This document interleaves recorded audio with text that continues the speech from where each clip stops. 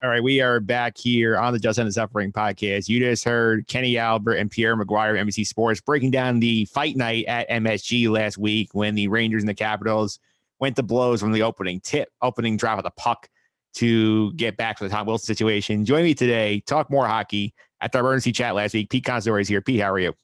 Mike, I'm doing well. A lot of things going on today. In the world of hockey. We have a couple of breaking news stories, I guess, if you want to talk about those, some coaching news stories. And also, too, we got playoffs coming up, which is very, very exciting.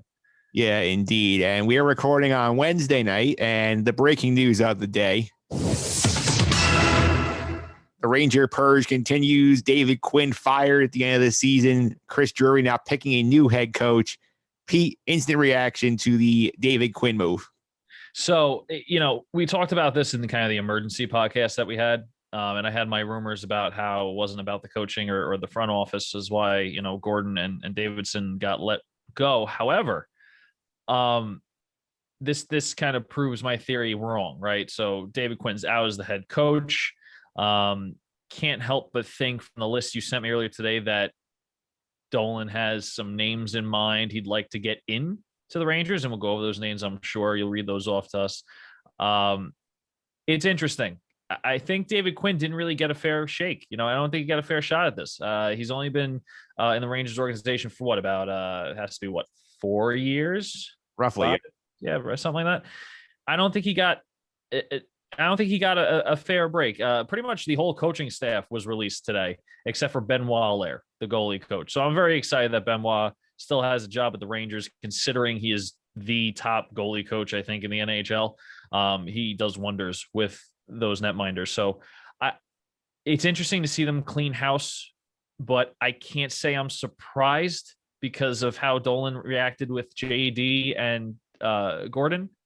So it should be interesting. And there's a couple of big names on that list for potential coaching matches for the New York Rangers.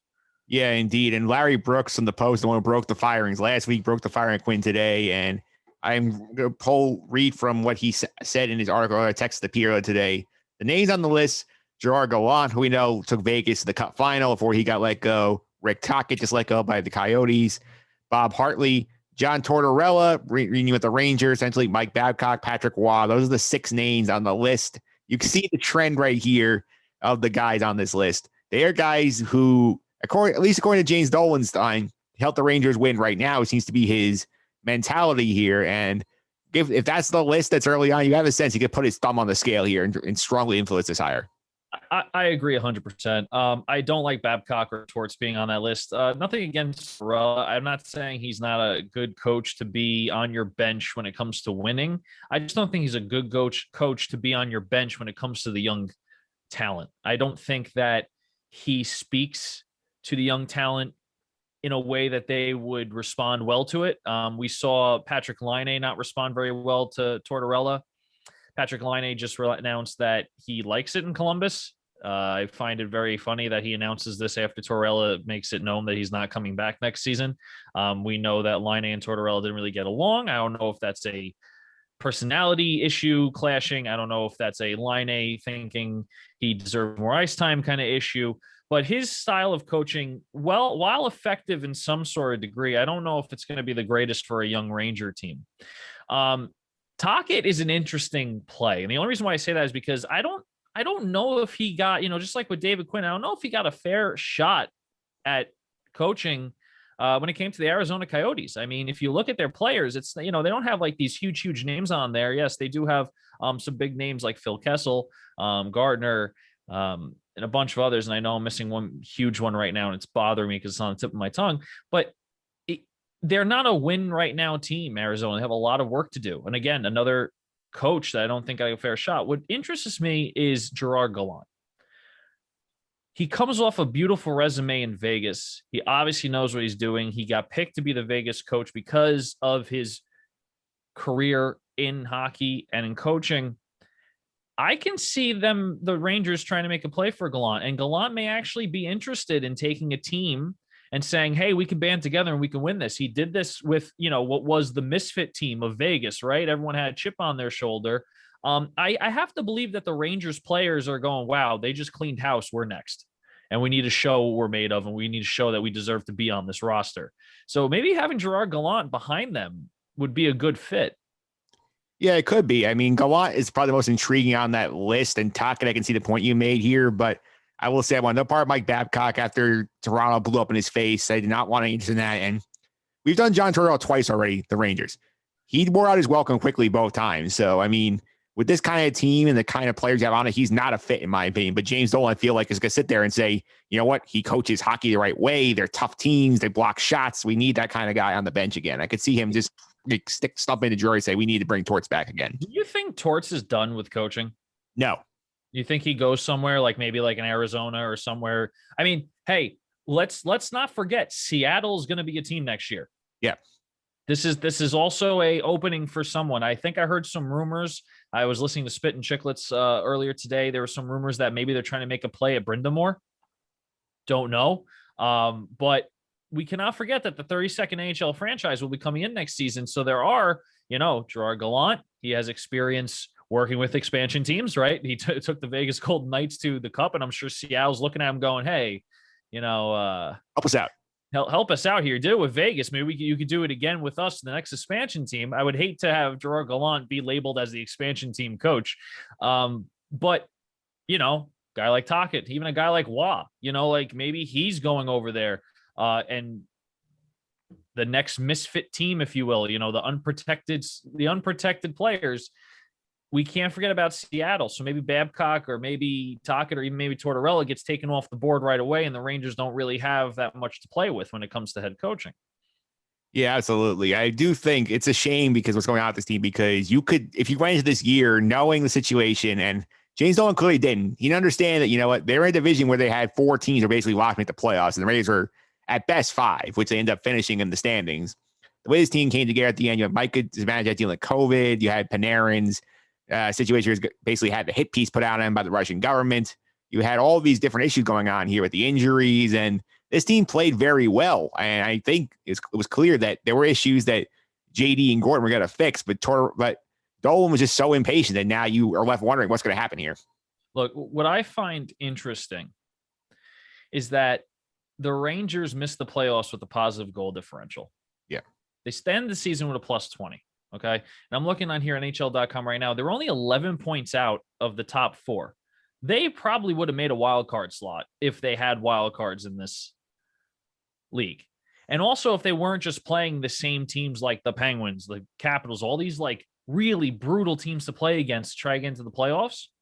I feel like the Rangers may have gotten in this year if they played the Arizona Coyotes, if they played, and yes, we had the Buffalo Sabres and the New Jersey Devils, and even we were kind of beating up on the Philadelphia Flyers. But like, what if we played against the Detroits? What if we played against the Columbuses? What if we played against Chicago, Ottawa, Vancouver? I mean, if we had that much spectrum of teams to play against, we may have more points, and we may be in the playoffs, not even in a wild card slot. So I wonder if Dolan took that into account. I wonder if he took a look and said, hey, even with all of our injuries and COVID and all the personal things that were going on with our team, we were still only 11 points out of a playoff spot. And that was only with 56 games. If this was a full 82 game season, a lot could have happened in those, 20 something games. So I don't think he thought this one out too much. I think, we talked about this in the emergency podcast. I think we're seeing Dolan take his focus away from the Knicks now that the Knicks have found some success. And now he's saying, hey, I own this team too. I want them to win. Now's the time. I'm going to focus my efforts on them now. And that might be to our detriment. Indeed. And the coaching thing is his own problem. That's something you can look at down the line. But in terms of on the ice, you saw there were certain teams that they had issues, particularly the Islanders and the Bruins, these physical teams where you couldn't. Whereas Rick Carpenter said, let's play fancy boy hockey at times. They go east-west, make all the passes. You can't do that against these teams. So, what do you think they need to add, try and help them win against some of these teams? I think getting rid of Brendan Lemieux was probably the worst thing they could have done for this Ranger team. I'm not saying that he's not an asset to trade away, but I am saying that for this Ranger team, he would have definitely added some grit, and maybe Dolan would have made this extreme move like he did. Maybe he would have seen, okay, we have some potential here. I do think they need some sort of physicality in their game. The Rangers are built, and I'm going to quote Spit and Chicklets here. I forgot who said if it was Witt or if it was a Bissonnette. They're built for speed and skill. They are not built for any sort of toughness or any sort of roughness. Now, granted, Brendan Smith, he answered the bell. He went up and he fought Tom Wilson because he had to. But let's be honest, no one's throwing big hits. No one's playing a muscle game. And especially when you're playing against the big bad Bruins and you're playing against, the Flyers or any team that's more physical than you, you're going to lose on the fact that they're just bullying you on the ice. I mean, this happens to me in just men's league, right? So you can only imagine at the level of the NHL how much being bullied on the ice actually affects the game. So I think they need to find some grit in like a third or fourth line players. I don't know if they're going to go to their guys that they already have on their third and fourth line and say, hey, look, we kind of need you to step up and be that gritty third liner, fourth liner for us, that tough guy. I don't know if we have anyone on the team like that. So it's going to come down to maybe a trade. I know that the Jack Eichel rumor mill has been running since, the trade deadline. I know that Dolan wants to win and he probably has his sights on Eichel right now. We're going to have to give up some pieces for Eichel. I wonder if we call some people up. Let's say this trade goes down and we have to give up some pieces for Eichel. Maybe we bring up some people from Hartford that could play a more physical game and that's their role and they play that role. I'm not saying that we shouldn't be getting anyone that's not skilled, but we need that physicality. We do. And I can't blame Dolan for that. I just don't know if firing the GM and the president is better than saying, hey, I'm the owner. You're not doing it the way I want you to do it. You got a year to fix it. If you don't, then you're gone. I think that would have been a little bit better because I think Gordon, because he's a smart guy, would have found a really good, skilled, rough and tumble fighter in a year. He could have done that. And I don't know if just pulling the trigger that quickly was the right move. Yeah, they had their own issue. We'll keep an eye on them through the offseason. The Islanders are still playing on, though. They do get through the first round. They are playing, I believe, it's the Capitals in the first round, correct? They are playing the Pittsburgh Penguins. Oh, it's Penguins. Yeah, I forgot they fell behind the Bruins, so they are playing the Penguins. What do you think about that matchup for them? Interesting matchup. That matchup we saw a couple years ago, and the Islanders swept. I think the Pittsburgh Penguins. If my thought serves me correctly, if my mind serves correctly, memory. Excuse me. Third time's a charm.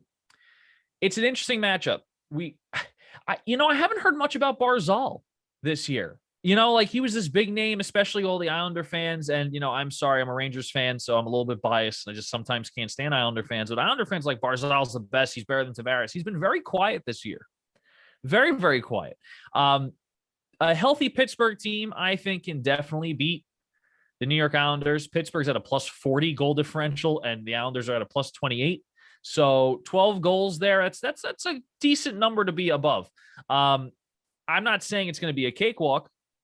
This Eastern Conference or Mass Mutual East, as they're calling it, is a very difficult division to be playing in. So Islanders, Pittsburgh, I have to give the edge to Pittsburgh right now. I just don't think the Islanders are playing like they did against Pittsburgh a few years back. And I just think Pittsburgh is a little more hungry. I think the Islanders are kind of taking a back seat and they kind of almost trailed off there at the end.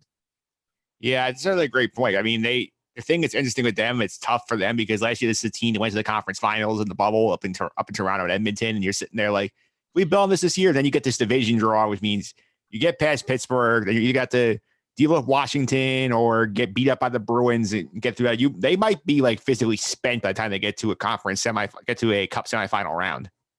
Absolutely. I think in this whole division, any team's going to be spent by the time they get to that. Once they get to a conference matchup, they're done. They're going to be shot. So the Islanders kind of falling off there toward the end.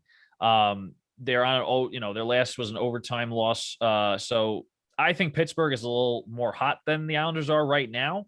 I could be wrong. Like I said, I'm not watching the Islanders every single night, but just by seeing the makeup of the team and how they play versus how Pittsburgh's playing, I have to give the edge to Pittsburgh. Yeah, indeed. And it's going to be fun to see what happens to them. And we have most of the brackets pretty much set at this point. Might be a couple of occasional flip-flop here or there. Of the four brackets, which one is the most interesting to you so far? So the most interesting one, it's not I want to see the bracket is interesting more. Well, actually, the whole bracket is interesting. The Discover Central to me is very interesting, very intriguing. You have Carolina versus Nashville, and you have Tampa Bay versus Florida. Yeah. Now, Florida Panthers have had their seasons where they're barely getting people in the building, but the Florida Panthers, second in the division, only a couple points above Tampa Bay. I think it was 75 to 79 points. But I saw a very interesting stat that Andre Vasilevsky, and I hope I'm getting the numbers right, is 2-4 against the Florida Panthers, but has a winning record against all other teams. I wonder if Vasilevsky struggles against this Panthers team, if the Panthers can advance to the next round. Yeah, it's a fun bracket because Carolina has been like the best team like in that division the whole year. And, Tampa's defending champ there. Plus the Battle of Florida, as you mentioned, this could be very interesting because these teams, I don't think they've met in the postseason before. So it'll be fun to see this happen. Oh, 100%. And I think it's going to make hockey in Florida a little bit more interesting. I think for the fan base of the Florida Panthers as well, and just growing the sport in a warm weather state, I think it's good for the sport, and I think it's good for the state as well. Yeah, I think it is too. And I also think it's like most fun matchup, I think, outside of the East, I think getting Toronto and Montreal in the first round will be a lot of fun, especially because these two haven't met in the playoffs about like 25 years, 30 years, and they're going to kill each other. I think so, but I also think that this is the year that Toronto makes it past the first round. They should. Yeah, just judging by the numbers and looking how the teams are playing. If you want to go by pure stats, 76 points for the for the Toronto Maple Leafs, and then 58 points from the Montreal Canadiens. Okay, big spread there when it comes to points. Goal differential, Montreal's a -8. I know I'm like really, and I'm apologize for looking up because I'm looking at my screen.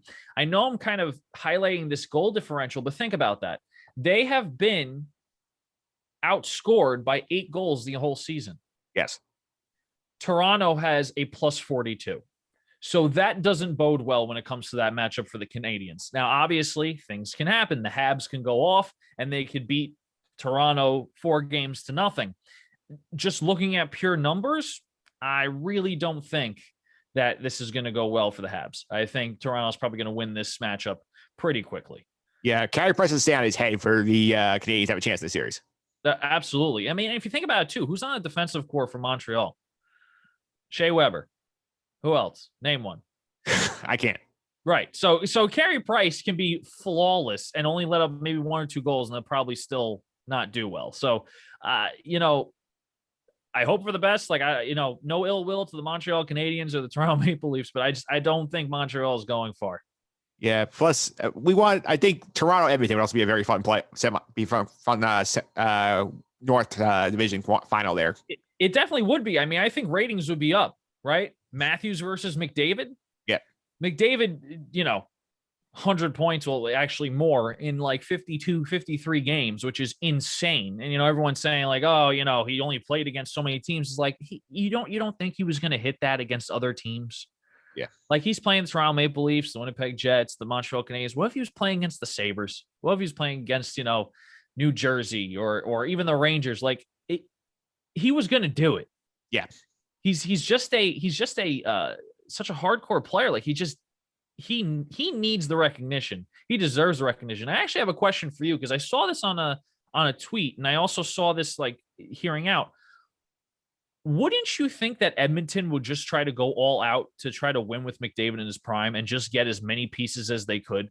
Well, logically, that would make sense. Right. Like you look at McDavid now, he's scoring 100 points or over 100 points in a 56 games, season, right? Why are you not making ridiculous moves to try to get as many people as you could on Edmonton to try to stack that team and win now?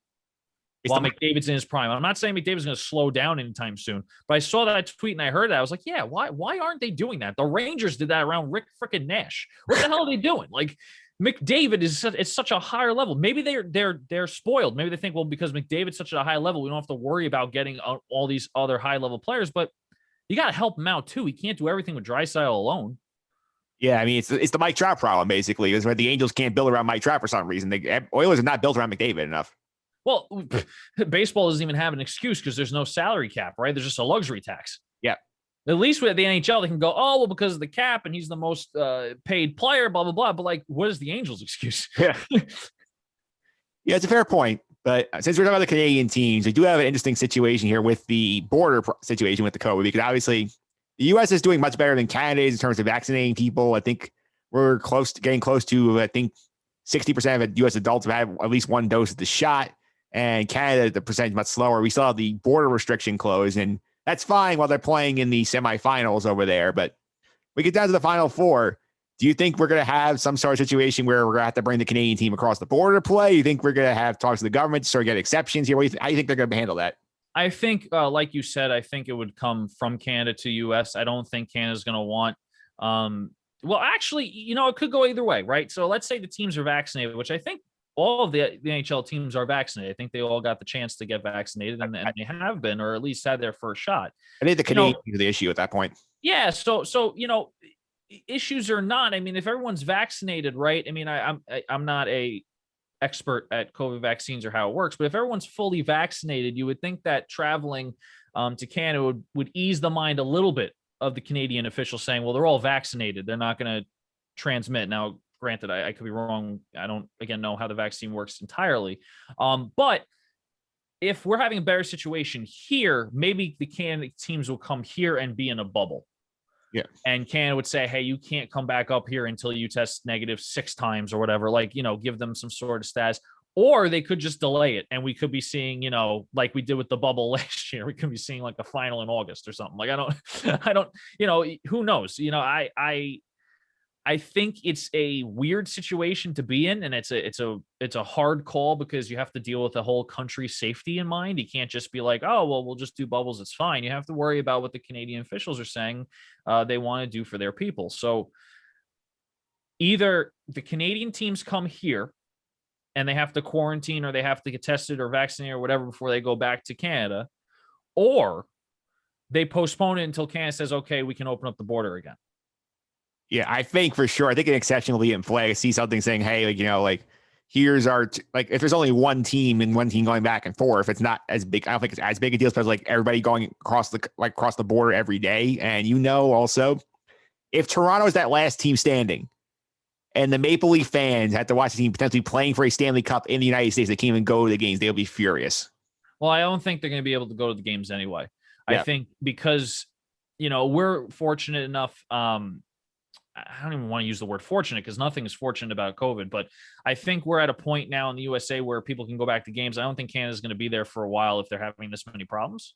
Yeah. Or the vaccination rate is too low. So I don't think Canadian teams are going to be able to see in person their teams play anyway. I don't think that's going to be an option for this year's playoff run for Canada. I hope that we can get this under control quicker and that everyone can go back to games soon. I just don't know if they could do it safely in Canada right now.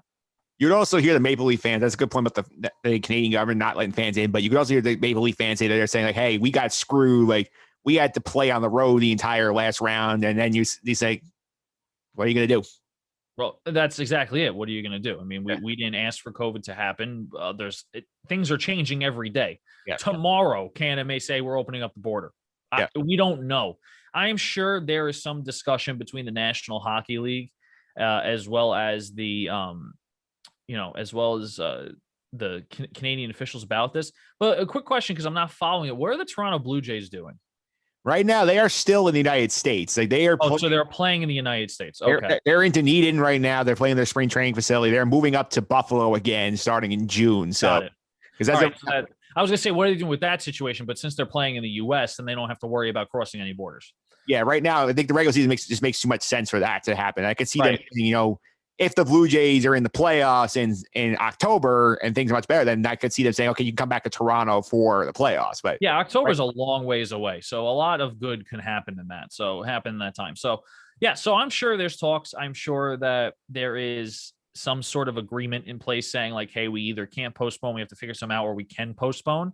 Yeah. I think those are the only two options. I think that either the Canadians come down here to the US, they cross the border, go south, or we postpone until the borders open up and we go, okay, we can resume the conference finals. Cause that's when Canada would have to play a US team as the conference final. So we'd have to postpone the conference final and the Stanley Cup final till further notice, I would assume, if they go the postponement route. Yeah, I think for sure. That makes a lot of sense. I don't think they're going to postpone those. They want to get their calendar back on track, considering they have Seattle coming in. So I think I think the case would be they're more likely to bring the Canadian team over here than say we're going to wait. Yeah, I think that's fair. I think if you can get the Canadian team over here, and then if Canada says, "Hey, you got to stay there for a month after," okay, at that point, if they're in their off season, where are they going anyway? I mean, granted, you want to be with your family. I'm not saying that it's okay to say, yeah, just be away from your family. You guys have kids and wives and parents and siblings, and so I understand it. I'm not saying that it's okay to do it, but at the end of the day, if that's what has to be done because of the situation, I'm sure there's something in place to say, okay, you got to quarantine for 2 weeks. You got to follow the CDC guidelines, or you have to follow our guidelines, the Canadian guidelines about it, or you got to get vaccinated while you're down there if it's allowed. And then when you're fully vaccinated, you can come back up. Yeah, I think the easiest I say Toronto is like put them in Buffalo and say, okay, you're stationed here for the conference finals. That is a possibility. I mean, even Montreal. Yeah. So, it's a sticky situation, but they'll figure it out. We'll know soon enough once we get to the conference final what's going to happen.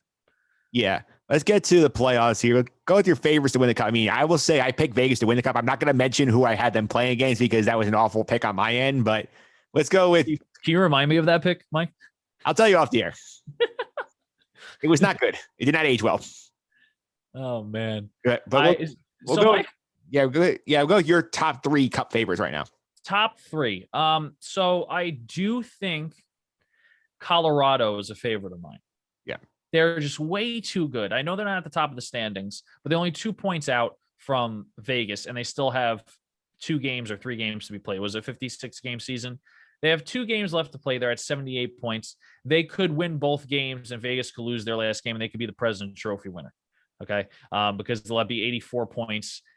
Vegas would be, even if they win 82. I'm sorry, they'd be at 82 points. If Vegas loses, it'd be 80, and they'll be tied with Carolina. I do like Colorado. Unfortunately, I think Minnesota is going to be, again, one of those, we're going to the playoffs. We're not going to make it past the first, second round. I don't know why Minnesota can't get over that hump. I don't hear and see much except for their rookie, Capriel. I think I'm saying his name right. I think it's Kaprizov or something. Kaprizov, I think. Yeah. He's really good. I just no cup experience. I don't know how they're gonna go with that. Colorado, my favorite, even over Vegas. I also really, really like Toronto this year, only because it's been the same old song and dance for them forever, and they finally don't have to play the Boston Bruins in the first round. All right. I think they're going to take this to their advantage and say, hey, we can actually get past the first round. I think it's going to be like the Washington Capitals, right? They finally got past the second round. They won the whole damn thing. Yeah. I think Toronto's going to ride that wave if they can beat the Montreal Canadiens, which I think they could. I also think they can beat one of Edmonton or Winnipeg. I think Edmonton comes out of that fairly quickly as well against Winnipeg. However, they can beat both those teams and go to the conference final, in my opinion. So I think if they get to the conference final, they'll win the whole thing as well. My third and my kind of like sneaky kind of thing is Boston Bruins. Now, the reason why I say Boston Bruins is because Taylor Hall has been doing very well on that team, and I think he has a lot to prove. I think there's been a lot of talk about the Taylor Hall curse. He hasn't been good since the Devils or whatever like that.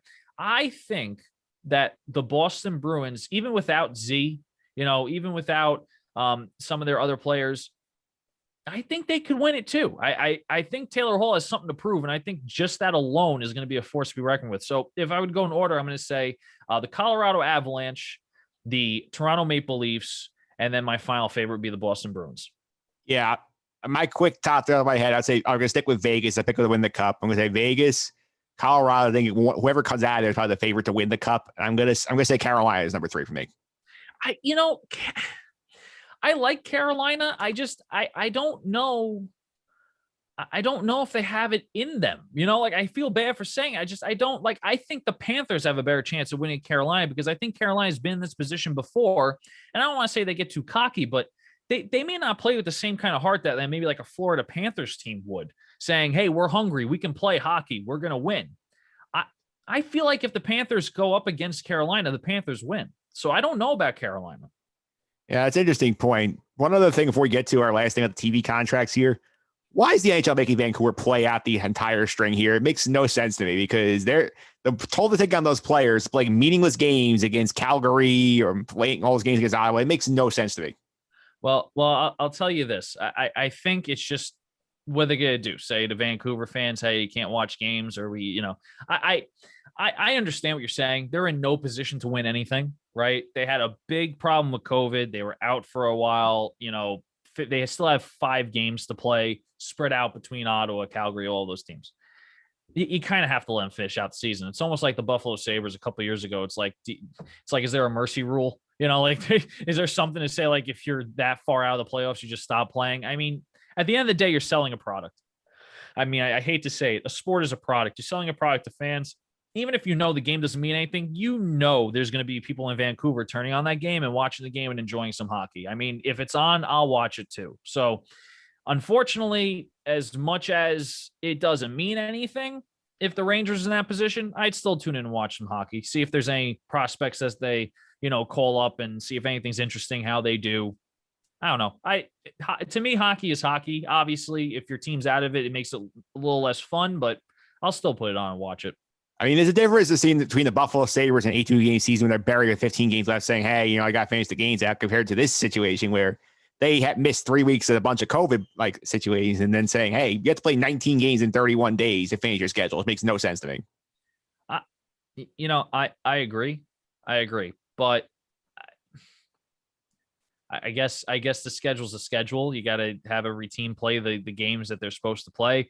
Yeah. Sponsors were lined up for the games, for the TV. We just teased TV deals. If they just say, hey, you're not playing, there goes, 5 games worth of TV sponsors they're not going to air because of it. So, I'm inclined to think it has to do a lot with, first of all, this is how it works. You play the season out, even if you're out. But also too, like, they probably lose a ton of money on marketing and branding. Yeah, I could see that point. Let's go to the TV to wrap this up here, because the TV contracts, we had some developments here. The NHL got new TV deals. NBC is out. They are no longer doing the NHL after the season. Oh boy, they mailed it in the other day. They mailed it in. So I texted you, and I don't know if we said this on the podcast. We might have. NBCSN was running the game that the fight happened with Tom Wilson and Brendan Smith, and pretty much there was line brawls in that Ranger game. Everything was going. It was about 100 penalty minutes in the first period, something crazy number. They were using a freaking baseball diamond for the clock for the period to see how much time was left in the period. And I know it was a baseball diamond because the triangles on the edge of the diamonds were flashing. I'm like, you couldn't make like a circle, couldn't put a square up there. Like, how lazy can you be that you're using a baseball diamond for an NHL game? Yeah. They totally mailed it in. And you probably knew they mailed it in when Pierre Maguire was the color commentator. Yeah. Okay. Not going to lie to you. I don't want to see Pierre Maguire ever again. I lost all respect for him when I was watching the Stanley Cup final, and he said that Vegas was in green and gold. Yeah. No. Yeah. Hey, maybe he's colorblind. I don't know. I don't judge. But do the research before you go out on the TV and tell me he's in green and gold or whatever. Yeah. He has these typical, I'm sorry I'm going around here, typical like, oh, they got to shoot the puck more. We get it, Pierre. We got it. Yeah. So, they mailed it in.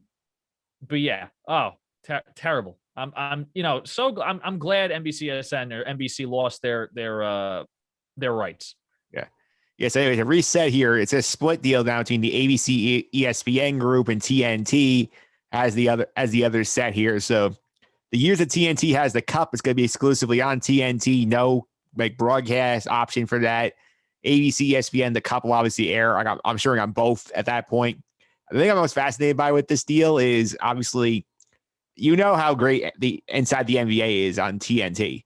Mm-hmm. If they could put some sort of hockey show together like that'd be so much fun. Well, I think that's why this deal is so important.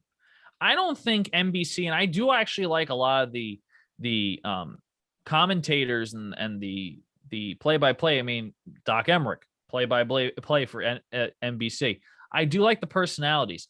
Their intermissions and their post-game shows, they didn't have anything outside of the games that had anything to do with hockey. Like, the only time you saw hockey on NBCSN or NBC was if there was a game. There was no specials about anything. There was no, they have Inside NBA. There's no Inside NHL. There was not really anything there that you could watch to learn about hockey other than, the game's on our channel. And I think that hurt the NHL very, very badly. The only programming we saw was just post-game, pre-game, and game. All right. I could be wrong. There could have been something thrown in there, but I didn't see it. Having TNT and ESPN will help the NHL if the networks do it right. If ESPN continues to treat like NHL is not an important sport, because I'll never forget this. I forgot the guy's name, but he literally came on and they were talking about something. He goes, no one cares about the NHL. What are we talking about that for? If that's going to be the narrative on ESPN, then we're in trouble. The NHL is in big trouble. If they're just doing it for money or whatever, we're definitely in trouble. But if TNT decides to take it and ESPN decide to take it seriously and go, okay, let's build this into a product. Let's make money and also build popularity around this sport. I think this is a huge, huge, huge shift for the NHL. And I think it's way better off than NBC, which had nothing, I mean, look at it. TNT and ESPN are usually in your basic cable packages. You don't have to really pay extra for much for them, right? NBCSN, you got to pay extra for that. Yeah. And that's where most of the games were, unless it was the Stanley Cup final. So how are people seeing this unless they're spending the extra money? Yeah, good point. And I do think also a thing that's going to help is I feel like this is also things where content, they have these streaming services, they want to get content for them. So they will put more effort into the NHL, especially ESPN with ESPN Plus. They already do, like friend of the podcast, Ross Greenberg has done like the Rose of the Stanley Cup, docuseries for them for years. And I think you'll see more stuff like that coming up, and TNT will have the Winter Classic. Maybe they bring back the Rose of Winter Classic series in some form. I think there are options here for the program to be better. Oh, there's a lot of options. What I don't like is that streaming rights.